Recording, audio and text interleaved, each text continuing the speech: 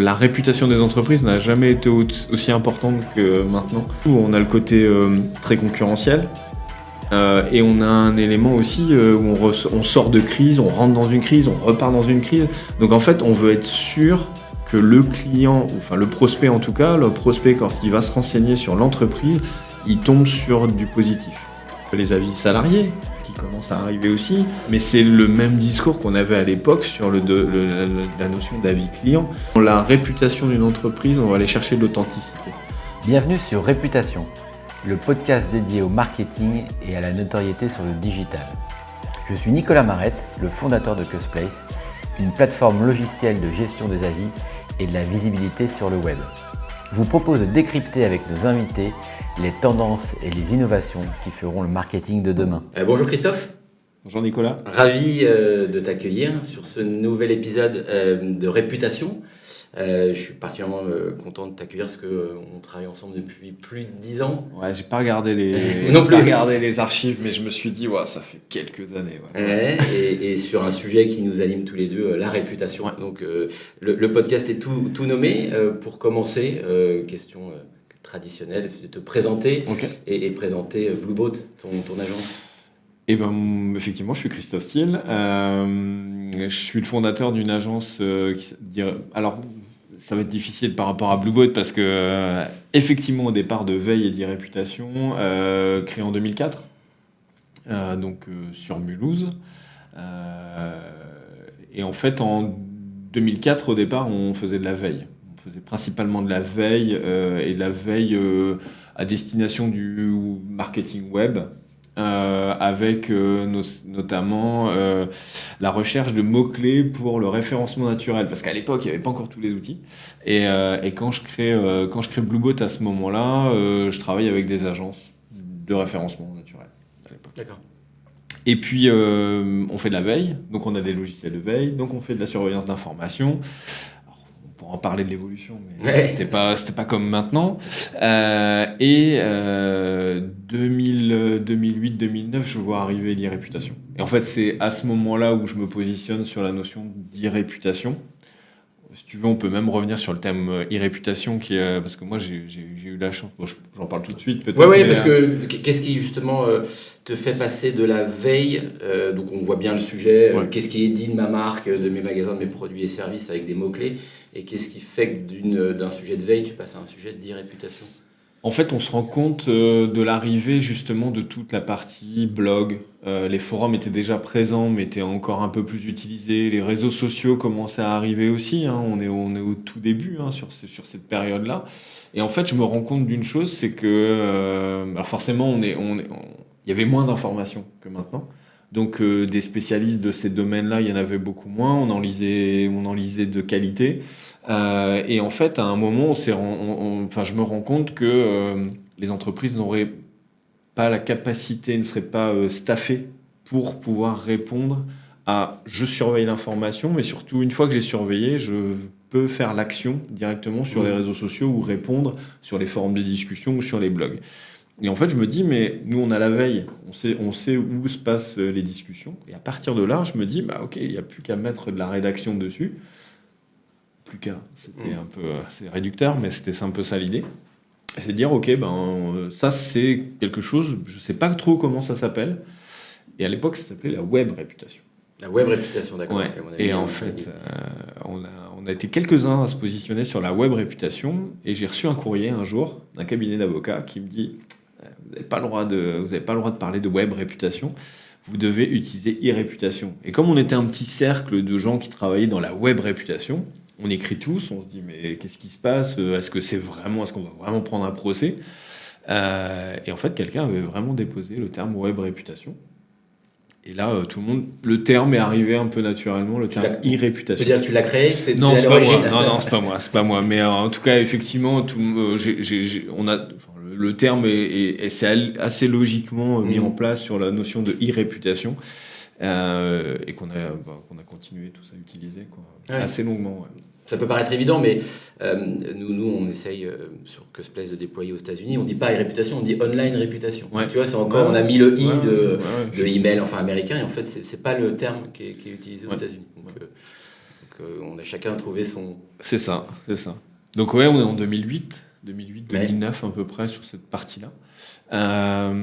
Et Blueboat fait de la e-réputation assez longuement. On s'est fait connaître sur la partie e-réputation. Pour finir la présentation de Blueboat, maintenant on est 20 ans après, puisque 2004, 24 ou 21 ans. Blueboat maintenant, c'est pas que de l'e-réputation. L'e-réputation, on pourra justement parler de l'évolution de la e-réputation, mais en fait, elle s'est retrouvée dans différentes prestations qu'on a chez Blueboat. Mais Blueboat, on se présente plus comme une agence de marketing web. C'est-à-dire que les entreprises viennent nous voir, soit pour un volet offensif qui va être de dire je veux générer du business avec le web, je ne sais pas comment faire, j'ai besoin de Blueboat pour nous aider. Et il y a le volet défensif où on va retrouver effectivement l'e-réputation. On va parler de gestion de la relation client online, on va parler des avis, on va parler de tous ces éléments qui vont être un peu plus sur la partie défensive. Ouais. Et la veille aussi. Une combinaison de tous ces outils dont la réputation est une brique. Même si je sais que tu es très attaché dans tous les sujets à la relation client online et qu'elle fait partie intrinsèquement de l'e-réputation. Oui, complètement. Derrière, tout à fait. Justement, tu t'évoquais les grandes évolutions, parce que 20 ans, alors j'avais pas en tête que c'était 20 ans, parce que nous on s'est connus plutôt peut-être autour de 2010 avec des belles marques, en tout cas en Alsace, vu que ton agence est autour de l'Alsace. Tu me diras aussi si tu arrives à aller sur Paris, on y reviendra peut-être sur ce sujet de réputation de ton agence, mais quelles sont toi les grandes tendances, qu'est-ce que tu dégages au départ? Moi, tu l'as évoqué avec les forums, on en parle quand même moins aujourd'hui, les plateformes d'avis clients, Google, les réseaux sociaux, et puis évidemment la suite après. Au lancement, au tout début, il faut juste voir qu'on avait la notion de blog qui était qui commençait à être très présente, en fait, où il y avait des blogs qui sortaient sur des entreprises, enfin des personnes qui créaient des blogs, et ça pouvait effectivement, on pouvait parler de certaines entreprises. Les forums de discussion étaient très présents encore à l'époque. Ils le sont, les forums de discussion, alors pour le coup, ont toujours été présents pour moi. C'est-à-dire qu'ils continuent sous différentes formes, mais ils sont présents. On les voit un peu moins actuellement, mais en tout cas, ils sont toujours présents. Et effectivement, tout ce qui est Facebook et tous ces éléments-là. Donc en fait, on a Facebook qui est présent, on a Twitter qui est présent. Alors je sais plus au niveau des dates, Facebook et Twitter, leur création, 2008-2009, donc c'est à peu près par là. Et effectivement, on a moins de sources à surveiller en fait. Et c'est ce point-là finalement qui était le point de départ. C'est-à-dire qu'en fait, on avait des logiciels qui nous permettaient de surveiller. Et si besoin, on pouvait surveiller à la main également pour aller chercher des informations. À l'époque, on avait Viadeo. Il n'y avait pas LinkedIn. Hein. Enfin, LinkedIn était plutôt... était vu comme international plus... et encore, je ne sais même pas si LinkedIn existait encore. Non, c'est français, Viadeo, c'était Viadeo, Viaduc, c'était très français. Viaduc, ça s'appelait Viaduc. Ça remonte. On a dit qu'on serait le podcast des dinosaures du web, mais je crois que... donc l'époque, c'est un peu ça, c'est-à-dire qu'en fait... Et puis surtout, on ne sait pas comment faire, quoi. Enfin, faut être très honnête, tout le monde découvre en même temps comment on va travailler la réputation d'une entreprise. On n'était pas en train de faire des maps de chaleur... Petit coucou à Nicolas Van Der Beest, à laquelle je pense, qui travaille beaucoup sur cette partie-là. On a été très très loin de cette partie, justement, où on va avoir des maps de savoir où se regroupent les discussions. Là, on était tout simplement à « je détecte une information, cette information, elle est problématique, comment je la gère ?» On était à peu près... C'était des basiques, et ce sont toujours les basiques de la réputation online pour moi. Et qu'on continue, finalement. Mais on n'était pas sur... Il y avait des bad buzz. On parlait de bad buzz à l'époque, c'était le début des bad buzz. Un bad buzz, c'était quoi? On pouvait... à l'époque, le bad buzz ou le good buzz, on en parlait, on le présentait en fait à ces entreprises. Mais voilà, ça c'était...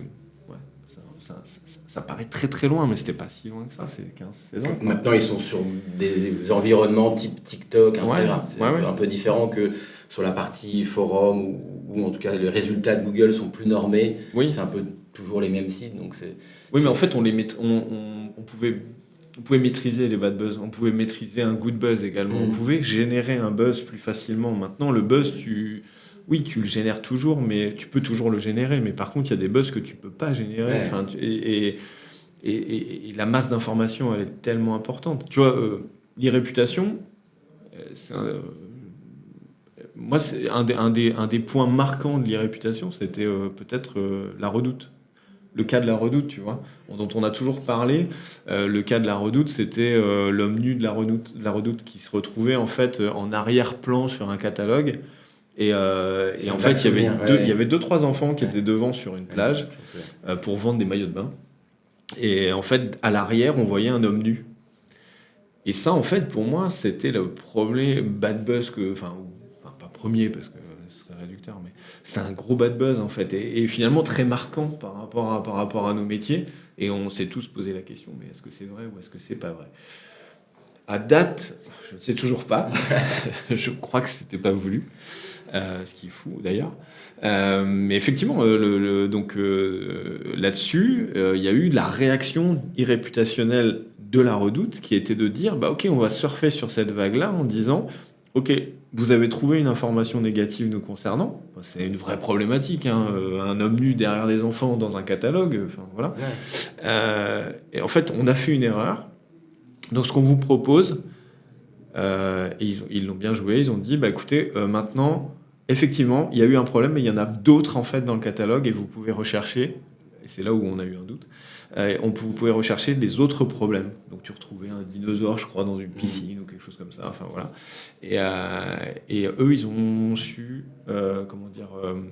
contrebalancer finalement le bad buzz et en faire un good buzz derrière. Et c'est un peu, ça doit être dans ces périodes 2010 à peu près que l'on a ça.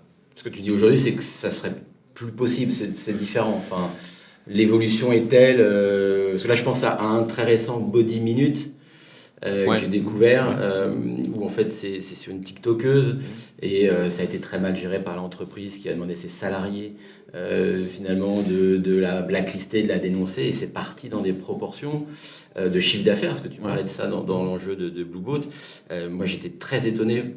Bon, c'est un métier que je fais depuis 15 ans maintenant, de l'impact du chiffre d'affaires sur un sujet qui me semblait un petit peu périphérique et qui est devenu, il y a quand même 500 centres et c'est 70% de baisse de chiffre d'affaires sur un sujet de départ, avec une TikTokeuse, pour expliquer, qui se moque un peu de l'esthéticienne, et plutôt que de réagir avec les codes de TikTok, ils ont voulu la lyncher, et c'est parti dans des proportions assez dingues. Et je me dis que ça c'est assez différent. Ça, au départ, il y avait une certaine maîtrise de la marque, et aujourd'hui, même les grands cabinets spécialisés ou les conseils que tu peux donner, c'est quand même de dire, voilà, si on prend de la parole, c'est déjà risqué. À la rigueur, il faut presque rien dire dans pas mal des cas.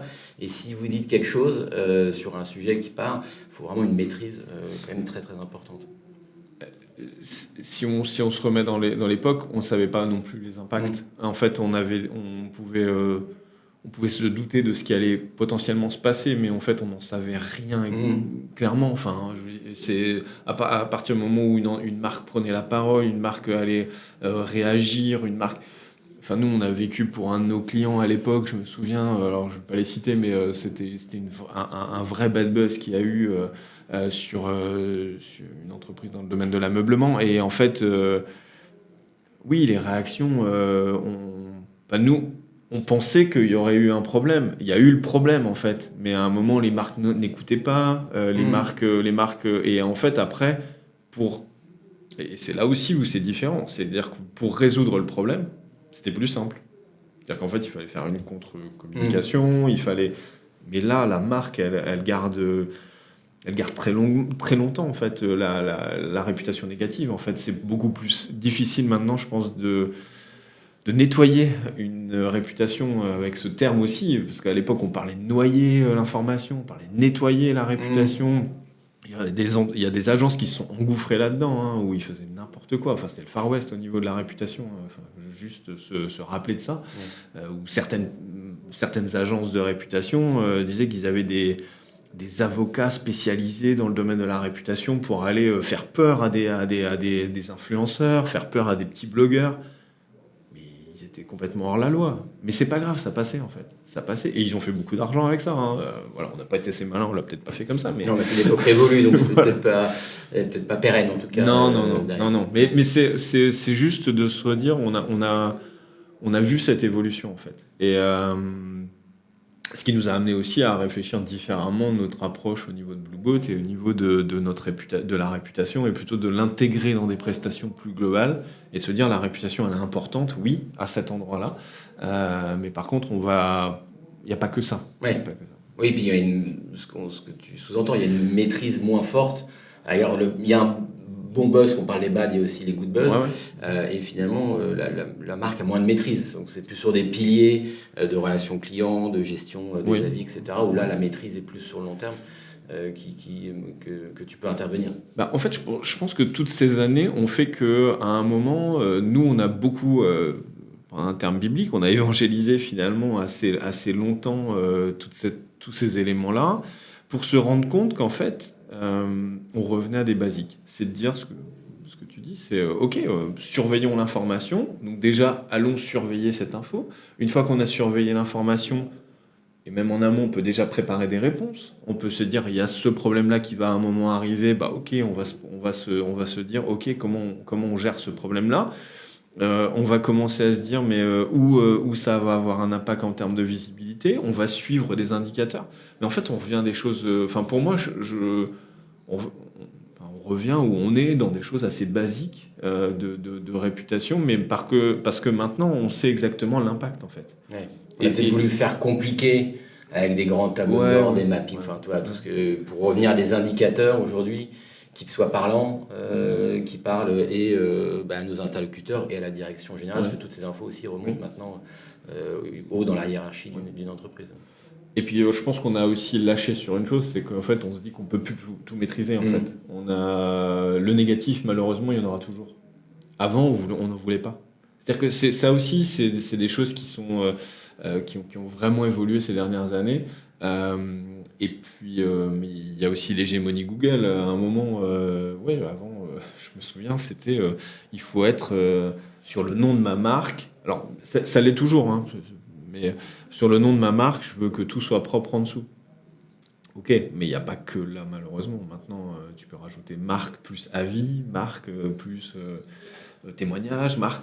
Et ça, tu le fais sur Google, tu vas le faire... à l'époque, tu l'as fait aussi sur Facebook à l'époque. Maintenant, ça va peut-être être TikTok qui va être effectivement une problématique pendant longtemps. Et là, je parle de 3-4 ans. Hein. La surveillance de TikTok était très compliquée.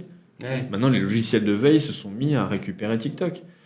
À une époque, on suivait tout sur Twitter et on se disait Twitter est une bonne caisse de résonance. En fait, c'est plus le cas. Ouais, pour les marques en tout cas. Ouais, ça va être Blue Sky. Blue Sky va être un des éléments. Ça va commencer. Voilà, et on va aller chercher Instagram. Et en fait, on a des... C'est la tectonique des plaques, quoi. C'est-à-dire qu'en fait, à un moment, il y a des choses qui bougent et en fait, nous, on doit suivre par rapport à ça.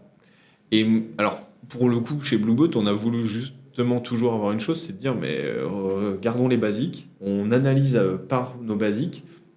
Oui, il y a des modes, oui, il y a des réseaux sociaux, oui, il y a des choses qui vont évoluer, mais à un moment, c'est quoi la base de la réputation de des entreprises que l'on a.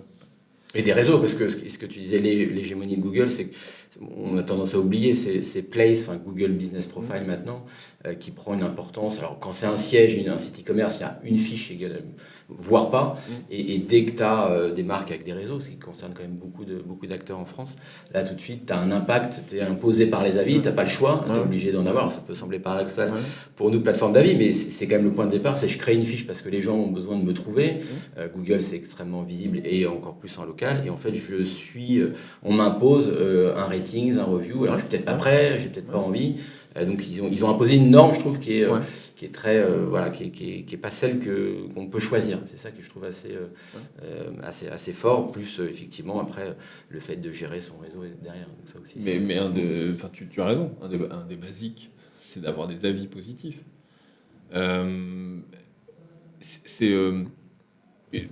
Beaucoup d'entreprises ont des avis, on va dire, à 4,5 et quelques sur 5.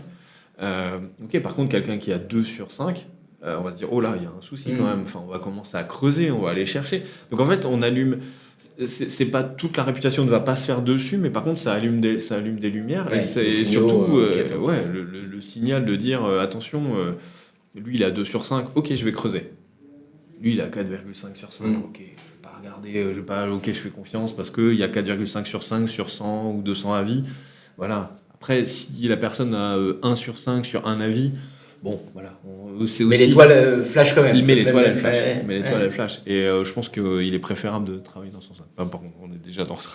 non, parce qu'après, ça envoie sur, tu disais, l'hégémonie. Et ce que je trouve, voilà, on est déjà en courant 2025. Ce qui est intéressant, c'est qu'on perçoit des éléments qui font que c'est moins le cas. Voilà. Après, on peut, sur l'IA, enfin les moteurs, les moteurs d'IA, les autres environnements, tu parlais de Blue Sky. Bon, voilà, moi, je connais moins, pour être sincère. Mais on voit que ça bouge, et je trouve ça qui est vraiment passionnant aussi. C'est de se dire, on a subi, il y aura toujours Google en termes de part de marché. Je pense que ça n'a pas beaucoup évolué, mais les usages vont changer, de chatter, enfin de poser une question quand tu veux comparer un prix ou comparer quelque chose, tu vas utiliser un moteur de recherche. Mais je pense que l'usage, notamment des jeunes générations, évolue déjà beaucoup. Et c'est pas forcément l'entrée du moteur de recherche, ça va être voilà, tous les moteurs d'IA qui répondent finalement très bien à des questions, qui analysent même quand, sur notre sujet d'avis client, on voit qu'ils privilégient plutôt des avis certifiés, qui comprennent que ce sont des avis sur Google qui ne sont pas certifiés, et même ça, l'IA le comprend. Donc c'est aussi des changements, je trouve, qui sont vraiment intéressants. Mais peut-être aussi, pour revenir aussi un petit peu en arrière par rapport à quand nous on a travaillé aussi, on a commencé à travailler avec Custplace. Je sais plus d'ailleurs comment on s'est rencontrés. J'avoue que j'ai pas réussi à refaire le retour en arrière, mais à l'époque, je me souviens que des solutions, il y en avait pas tant que ça.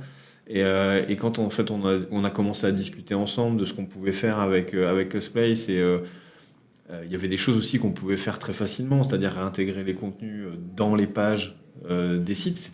C'était pas quelque chose qui existait à l'époque. Enfin, on avait plus de mal à le faire, et donc très vite on l'a fait ensemble. On s'est dit ok, on peut récupérer cette information, et puis la multidiffusion.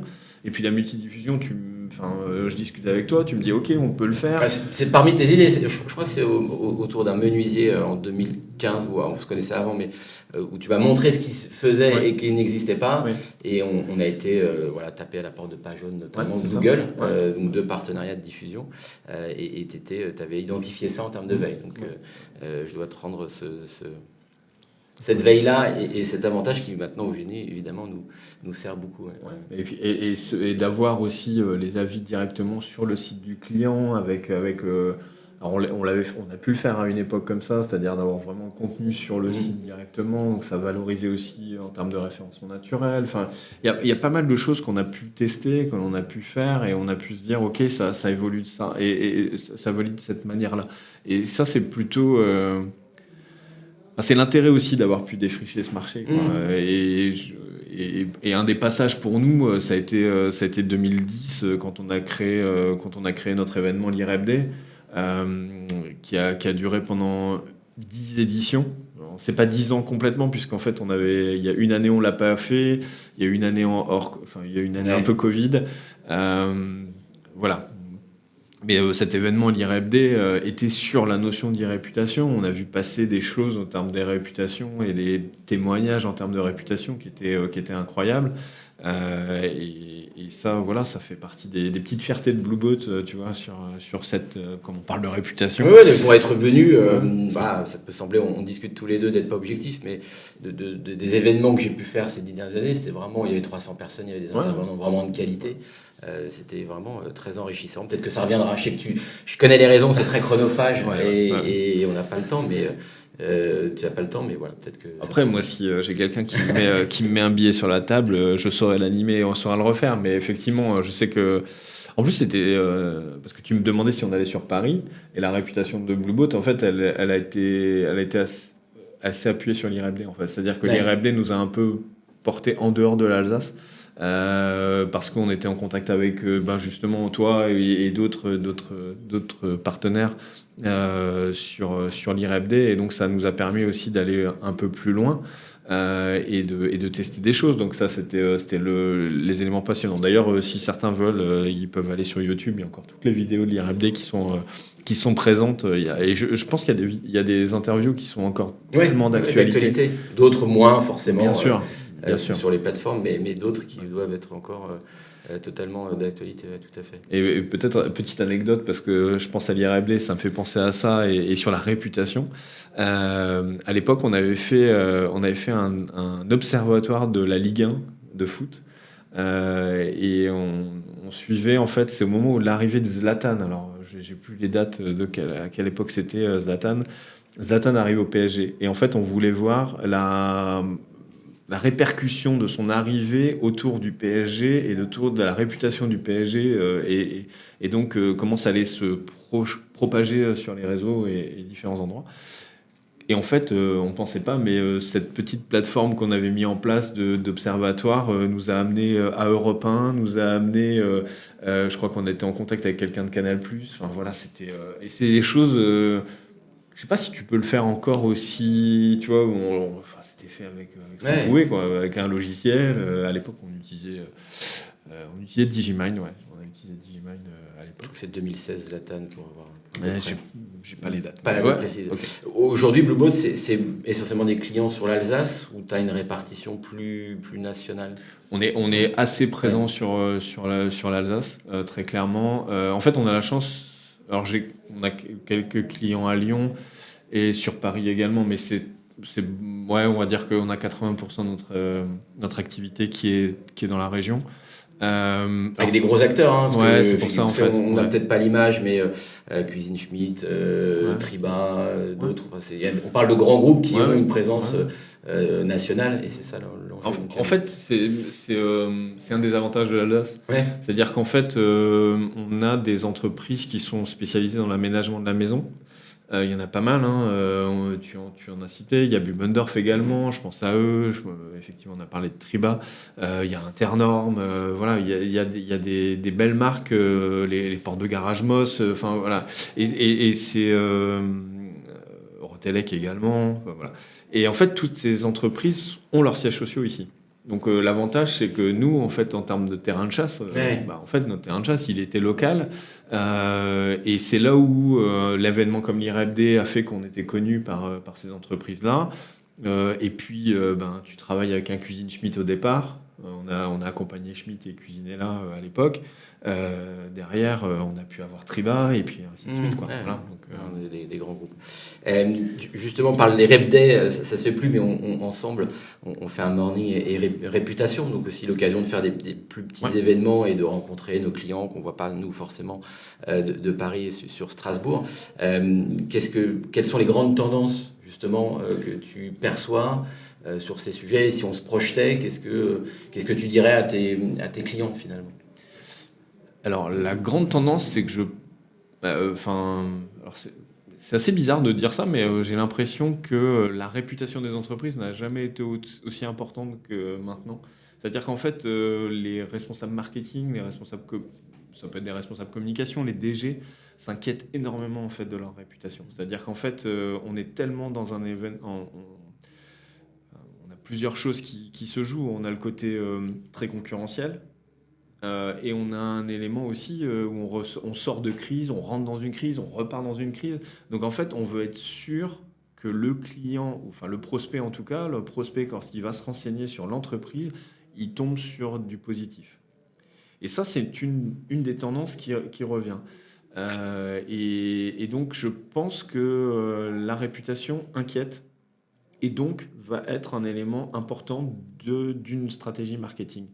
Mais une des tendances actuellement aussi, c'est que la réputation, alors on l'a dit, elle se fait plus qu'à un seul endroit, elle se fait plus que sur des avis, elle se fait, et pas que des avis, et un des avis, enfin, tu es assez bien, tu es concerné par ce sujet, c'est aussi les avis salariés qui commencent à arriver aussi, où en fait on se dit, ok, vous êtes très bon sur vos produits, mais par contre, si derrière vous êtes très mauvais avec vos salariés, alors c'est très positif d'ailleurs pour le salarié, parce que j'ai envie de dire, s'il y a des avis négatifs sur le côté salarié, ça veut dire qu'il y a quand même une problématique et qu'il va falloir gérer des RH, ou en tout cas, il va falloir aussi travailler de ce côté-là. Mais c'est le même discours qu'on avait à l'époque sur la notion d'avis client. Quand un client disait « Oui, mais je ne suis pas content du SAV », bon, ils le disent toujours, mais « Je ne suis pas content du SAV bah, », c'est qu'il y a un problème de SAV. « Je ne suis pas content des commerciaux », bah oui, il y a un problème au niveau des commerciaux. Et si tu ne gères pas l'un ou l'autre, bah, en fait, tes avis ils vont continuer à être négatifs. Et bah, je pense que sur les salariés, c'est la même chose. Donc moi, ça, c'est des choses que je vois et qu'on voit de plus en plus, qui est toujours présent et importante. Et si on se projette, alors forcément, on va parler de l'IA. L'IA est un des enjeux actuellement. Alors, au moment où on est là aujourd'hui, on est 24-25 mars, oui, demain, ça aura peut-être déjà évolué. Il y a des nouveautés tellement toujours, vite. Ça va tellement vite. C'est vraiment dur à suivre. Ouais, c'est ça. Ouais. Et en fait, ça va tellement vite qu'il y a des choses qui avancent sur l'IA. Moi, je pense que l'IA va être un accélérateur pour la gestion de la relation client, notamment dans la préparation aux réponses. Et ça va être, à mon avis, un des enjeux. Je pense pas qu'il va et en tout cas moi je vais pas militer dans ce sens. C'est pas que l'IA réponde seule, même s'il y a des choses qu'on peut automatiser, parce qu'on va dire quelqu'un qui dit ouais super votre produit, pas besoin de faire tout un laïus. Par contre quelqu'un qui dit j'ai un problème parce que le commercial m'a dit que ce produit devait faire ça et en fait il fait pas ça et en fait il est repassé, il m'a dit n'importe quoi. Là il faut gérer. Là on peut pas le faire en automatique. Pour moi, mais par contre, on peut avoir un début de réponse avec les verbatims, avec les éléments qui vont permettre ça. L'IA va nous permettre effectivement de commencer les réponses, mais l'IA va nous permettre aussi d'analyser les éléments. C'est-à-dire qu'en fait, elle va nous faire ressortir aussi des informations, de la synthèse, des choses qui nous permettront aussi d'avoir des indicateurs un peu différents. Donc ça, je pense que ça, c'est quelque chose qui est très positif. Mais bon, on est aussi... c'est aussi une des marques de fabrique de Blueboat, c'est que nous, les modes, on les observe et on les adapte et on les utilise si c'est vraiment stabilisé. Alors, peut-être qu'on peut avoir un train de retard sur certaines choses, mais ça nous évite aussi d'avoir... d'aller trop en avant. Parce que moi, j'ai un autre regard avec... c'est le buzzword du moment, justement, on parle de buzz, mais les agents IA qui ont quand même une capacité à aller puiser dans la base de connaissances, l'historique d'un client. Nous, on s'est rendu compte paradoxalement quand on dit est-ce que les IA peuvent répondre à des avis négatifs, en fait, ils en font presque trop. C'est-à-dire qu'ils vont dire je m'excuse et le produit que vous n'avez pas, on va aller regarder. En fait, c'est presque trop aujourd'hui. Donc, c'est assez paradoxal. Par contre, s'ils commencent à avoir accès à une masse d'informations, on peut se projeter dans une vitesse dont on ne sait pas, donc ça ne sert à rien d'aller trop vite. Mais je pense que ça pourra aller quand même très loin dans la gestion relation client, en tout cas. Alors, je pense, mais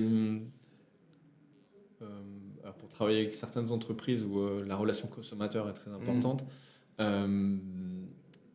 l'humain reste... La relation humaine reste très importante. Et en fait, on se rend compte aussi que quand un client mécontent se retrouve finalement à déverser du négatif sur le web, c'est parce qu'à un moment, on ne lui a pas donné une bonne réponse ou la réponse ne lui convenait pas. Après, ça dépend de quel point on se pose.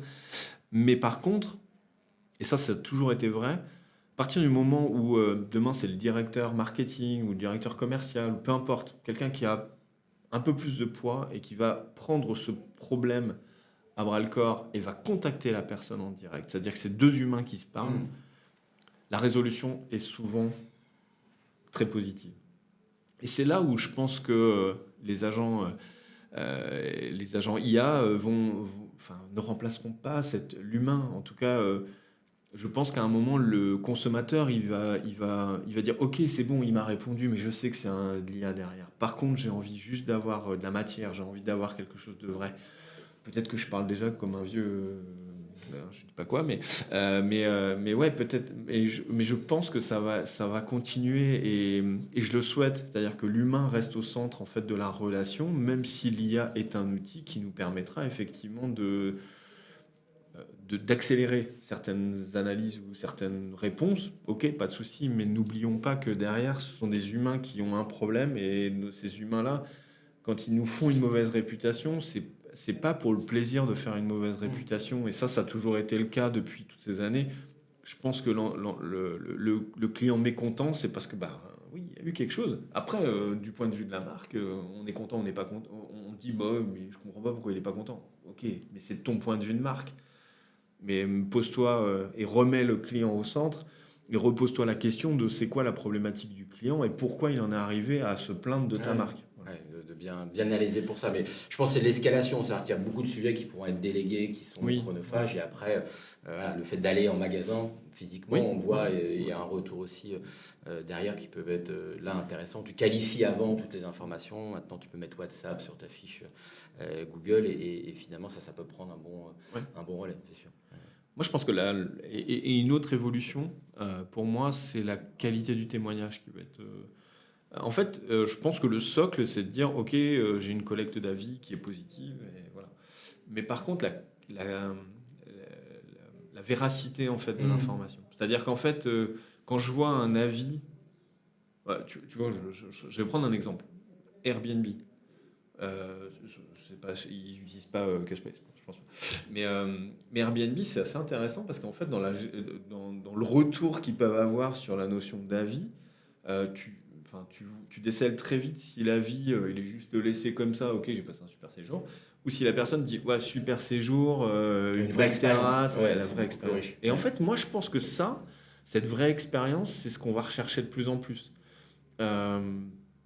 Donc sur Airbnb, ceux qui l'utilisent vont le voir très vite. Tu vois très vite qu'en fait, quelqu'un qui n'a pas d'avis sur sa fiche, qui est là depuis 10 ans, tu dis, il y a un souci en fait. Et par contre, quelqu'un dans le domaine du tourisme, ça peut être un bon exemple, mais quelqu'un qui te fait un témoignage, je sais que j'ai vu alors j'en parle, mais j'ai vu une solution qui est... des témoignages vidéo en fait sur une expérience vécue dans le domaine du tourisme. En fait, tu vois que c'est pas de l'IA. Tu vois clairement que c'est quelqu'un qui... Alors, tu sais pas s'il est payé ou pas, mais je pense que quelqu'un qui... Alors déjà, on est obligé normalement de le dire, mais si on est payé ou pas. Mais par contre, tu sens cette véracité. C'est pour ça qu'il y a des blogs aussi qui sont suivis. On parle d'Alsace. Moi, je sais qu'il y a des blogs en Alsace qui vont faire des... ils sont invités par les marques pour aller vivre une expérience, mais cette expérience, tu la suis et tu vas te rendre compte que ils te disent ouais, mais ça m'a plu, ça m'a pas plu. Donc en fait, il y a une notion de véracité, d'authenticité, qui joue beaucoup. Et moi, je pense que ça, c'est ce qu'on va chercher. C'est-à-dire que dans la réputation d'une entreprise, on va aller chercher l'authenticité, parce je pense que le consommateur, au fur et à mesure, va se dire oui, mais c'est bon, la marque, elle peut se payer une bonne réputation, une bonne visibilité. Et être, on va dire, propre, toute blanche. Mais en fait, derrière, au final, si on creuse et on se rend compte qu'il y a un petit peu de négatif et tout ça, ça la rend encore plus authentique et de dire, ok, ça fait la petite différence. Ouais, je pense. Et pour rebondir sur ce que tu disais tout à l'heure aussi, là, évidemment, moi j'y crois beaucoup, la marque employeur. C'est-à-dire, en fait, à un moment donné, tu te dis, est-ce que je suis aligné, est-ce que la société est alignée, certes, sur mes produits et services, mais est-ce que les collaborateurs sont satisfaits? Et effectivement, quand tu tapes avis marque, on voit, et j'invite beaucoup de sites marques regardent, les autres questions posées, c'est souvent avis salarié. C'est-à-dire que d'une requête qui est une réputation, on s'imagine sur les clients, en fait, il y a énormément de requêtes après derrière sur la marque employeur, les avis salariés, ou la marque corporate, quel est le groupe derrière. En fait, ça découle beaucoup et c'est un tout aussi qui était, je pense, négligé. On revient 10 ans en arrière, on parle de vieux dinosaures tous les deux, mais on revit dans la marque employeur les avis salariés ce qu'on a vécu il y a 10 ans. On a commencé à mettre les verbatim authentiques de salariés sur les sites et finalement, ça fait partie d'un tout, cette réputation. Donc ça, c'est un gros enjeu aussi à mon avis. Et ça revient à l'authenticité finalement de ce sujet. Si tu avais un conseil aux toutes les marques, les magasins qui nous écoutent, quel conseil tu donnerais pour 2025?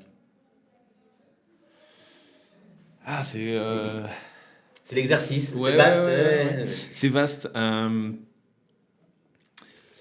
Moi, ce qu'on dit à tous nos clients, déjà de se donner des objectifs, c'est déjà le point important. Ça paraît tout bête, mais souvent on ne se donne pas d'objectifs en termes de réputation ou web en général, se donner des objectifs. Mais par contre, il y a un point qui, moi, reste un des éléments qui toujours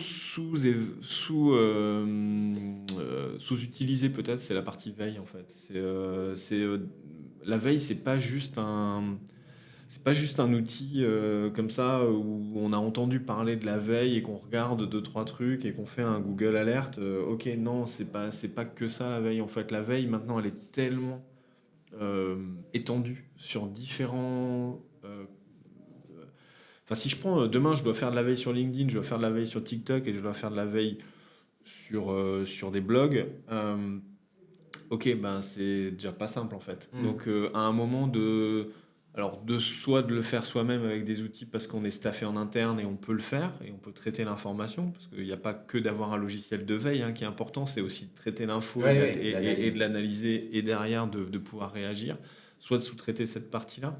Mais moi, c'est une des tendances que je vois. C'est-à-dire que la veille est peut-être un des sujets qui revient assez naturellement en fait, mais ça reboucle avec la problématique de réputation où en fait on veut maîtriser son image, mais en fait si tu veux maîtriser ton image, il faut que tu la surveilles. Donc je pense que ça partirait de là en fait et de repartir de ces basiques et c'est marrant parce que j'ai l'impression que ça fait des années qu'on parle de ça, mais c'est le parcours client en fait. C'est quoi votre parcours client et quels sont les points d'échauffement ou les points sensibles où vous allez avoir un point d'attention où vous allez vous dire attention, là il y a quelque chose qui va se passer bien ou pas bien, mais en tout cas c'est là où je dois faire où je dois porter mes efforts. Reposer les basiques. Pourquoi reposer les basiques? Parce que on reste dans des périodes très compliquées de crise, ça bouge dans tous les sens.